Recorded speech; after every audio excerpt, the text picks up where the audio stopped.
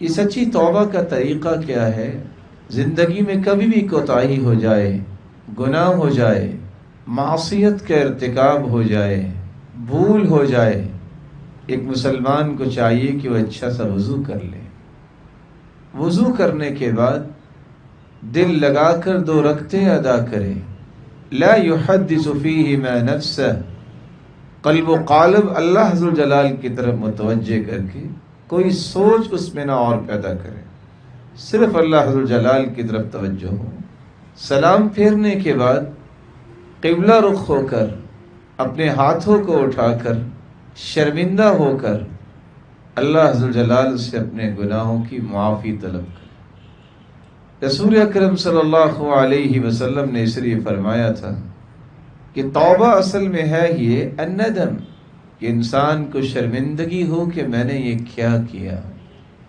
شعور لا شعور میں اس سے جو گناہ سرزد ہوتے ہیں، جب تک اس میں شرمندگی کا احساس پیدا نہیں ہوتا، اس کی توبہ اس قابل نہیں ہوتی کہ وہ قبول کی جائے۔ رسول اللہ صلی اللہ علیہ وسلم نے شرمندگی کے ساتھ ساتھ رب کے سامنے اعتراف کرنا، اقرار کرنا کہ میرے مالک مجھ سے یہ خطا ہو گئی، مجھ سے یہ معصیت ہو گئی، میں بھول گیا۔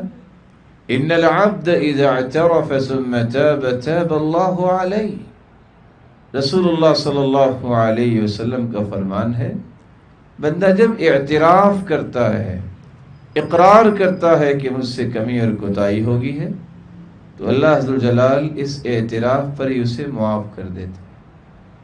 ایک تیسری ضرورت توبہ کے لیے، کہ توبہ قبول اس وقت ہوتی ہے جب انسان گناہ چھوڑ دیتا ہے۔ اگر آپ 10 مرتبہ بھی اپنے ہاتھوں کو اٹھائیں اور نماز پھر بھی نہیں پڑھتے، یہ توبہ قبول نہیں ہوگی۔ آپ جھوٹ بولتے ہیں، اللہ نہ کرے 10 مرتبہ بھی آپ نے توبہ کی اور جھوٹ جاری ہے، شرط یہ ہے کہ وہ گناہ چھوڑے، کیونکہ رسول اللہ صلی اللہ علیہ وسلم نے فرمایا ان العبد اذا اخطأ خطیئہ نکتت فی قلبہ نکتۃ سوداء، جب بندہ گناہ کرتا ہے تو اس کے دل میں ایک سیاہ نشان لگ جاتا ہے، نقطہ لگ جاتا ہے، وہ گناہ کرتا جاتا ہے اور دل سیاہ ہوتا جاتا ہے، یہاں تک کہ پورا دل سیاہ ہو جاتا ہے۔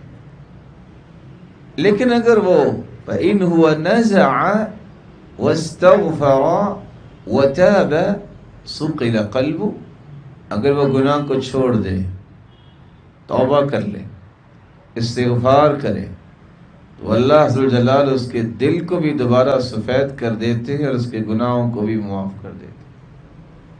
اس لیے رسول اللہ صلی اللہ علیہ وسلم کے اس فرمان کی روشنی میں خصوصاً شرک اور بدعات سے فوراً توبہ کی جائے۔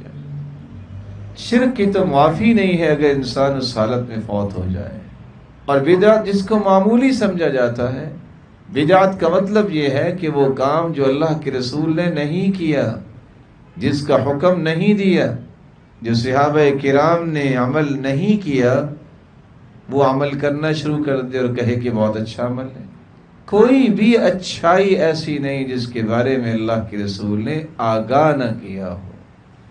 اس سے جو دین اللہ کے رسول کے زمانے میں نہیں تھا، وہ آج بھی دین نہیں ہو سکتا۔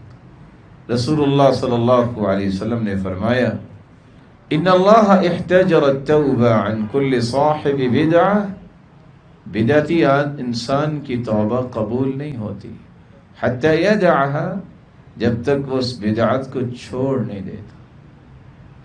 تو اللہ ذو الجلال کے سامنے اپنے گناہوں کا اعتراف کرنا، شرمندہ ہو جانا، گناہوں کو چھوڑ دینا، اور خصوصاً بدعات سے اپنے آپ کو بچانا، اور 5ویں بات عزم مصمم کرنا کہ اللہ میں آج کے بعد ایسا نہیں کروں گا۔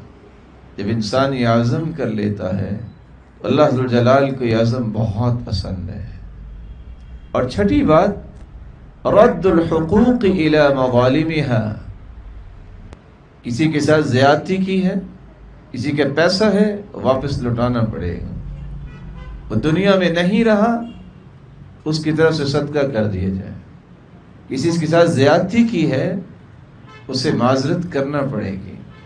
اور 7ویں چیز جس برے معاشرے میں اس نے یہ گناہ کیا ہے، دوست برا ہے، اسے کنارہ کرنا پڑے گا، وہ مجالس چھوڑنی پڑیں گی۔ یہ توبہ کے لیے ضروری ہے تاکہ وہ توبہ پہ قائم رہ سکے۔ ایک شخص آیا تھا اور آ کے کہتا ہے کہ میں نے 99 لوگوں کو قتل کیا ہے، کیا میری توبہ ہے؟ تو پادری نے کہا کہ اتنے بڑے ظالم کی توبہ کیسے ہوگی؟ اس نے اس کی بھی گردن اڑا دی۔ پھر کسی صالح اور نیک انسان کے پاس آیا، یہ بتاؤ میری توبہ ہے؟ کہا اب بھی توبہ تیری ہے، اللہ کی رحمت بہت وسیع، لیکن توبہ کیسے ہوگی؟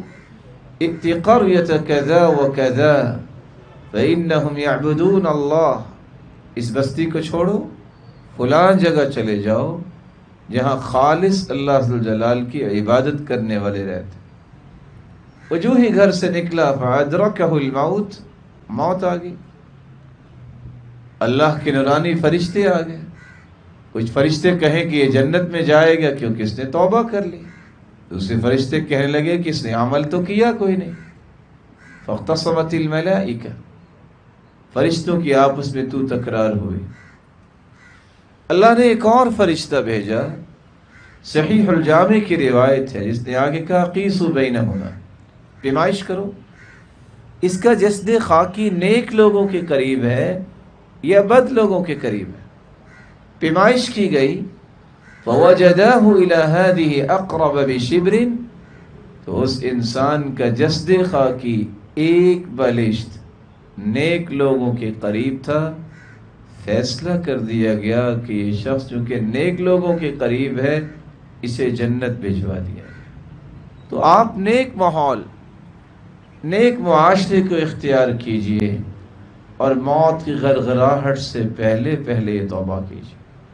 جب فرشتہ نظر آ جائے، جب آنکھیں جو ہیں وہ رک جائے، والتفت الساق بالساق، اور پنڈلی پہ پنڈلی چڑھ جائے اور روح ہنسلی تک پہنچ جائے، تو پھر توبہ قبول نہیں ہوتی۔ ان اللہ یقبل توبۃ العبد ما لم یغرغر، موت کی غرغراہٹ آپ نے سنا ہوگا کہ شاید دیکھا ہوگا، جب کوئی قریب المرگ ہوتا ہے وہ بولنا چاہتا ہے، اس کی آواز سمجھ نہیں آتی، وہ کچھ کہنا چاہتا ہے لیکن کہہ نہیں پاتا، وہ شاید کچھ کہتا ہی ہوگا لیکن سننے والوں کو کچھ بھی سمجھ نہیں آتا۔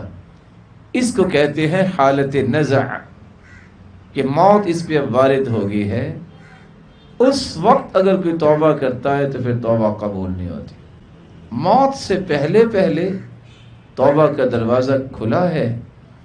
دنیا جہان کے جتنے بھی گناہ کسی نے کیے، حدیث کہتی ہے لو بلغت ذنوبک عنان السماء، زمین سے آسمان تک خلا بھر کے لے آؤ، لیکن سچی توبہ کر لو۔ سچی توبہ کیا ہے؟